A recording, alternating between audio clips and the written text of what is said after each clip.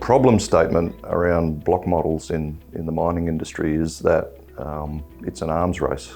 There's an analogy to an arms race because the more you can put into a block model, the more information about the geology that you can put in a block model. People do. So, and that's growing because there's new technology in sensing.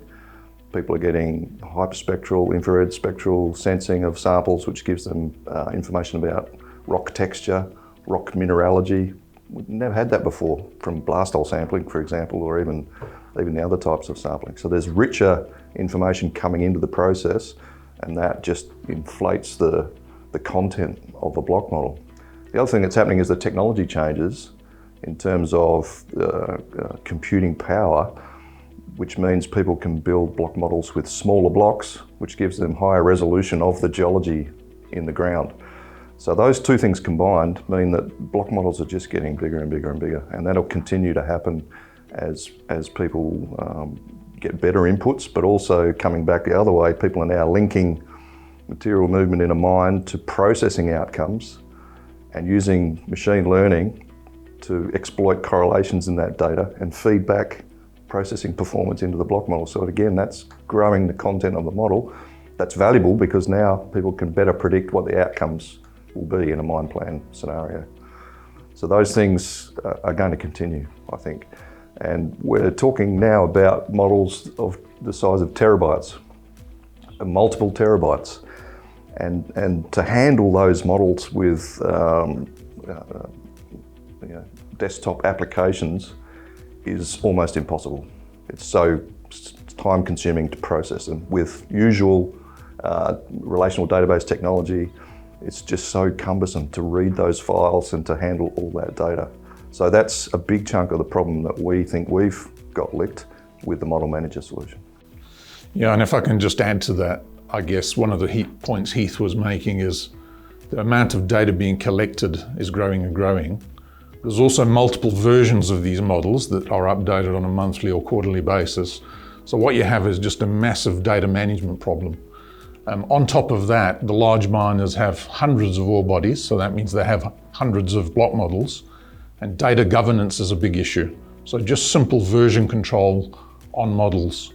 So we were talking to a global organization the other day, for example, and they were saying they have mines all over the world and they report numbers to stock markets.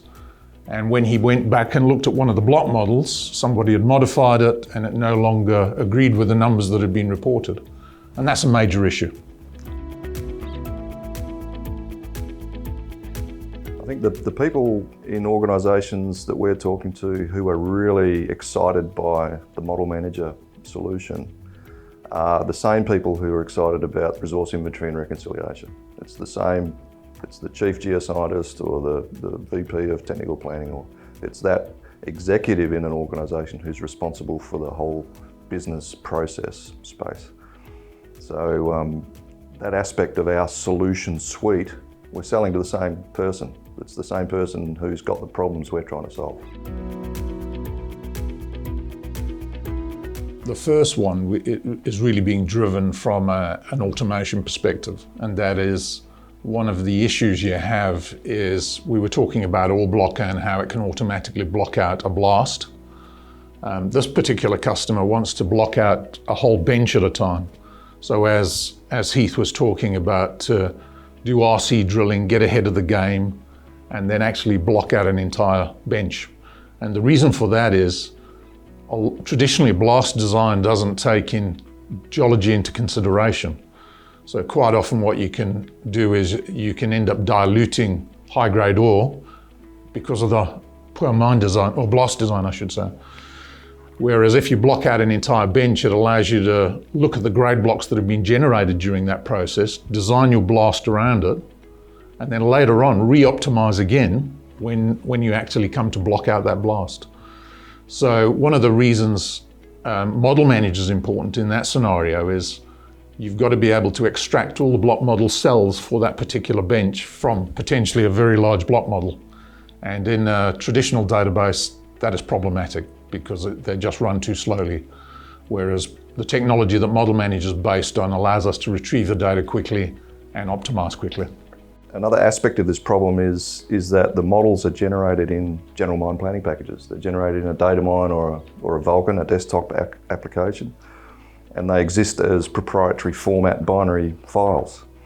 Our model manager solution breaks that paradigm because it doesn't care what mine planning package you use, doesn't care where the model comes from.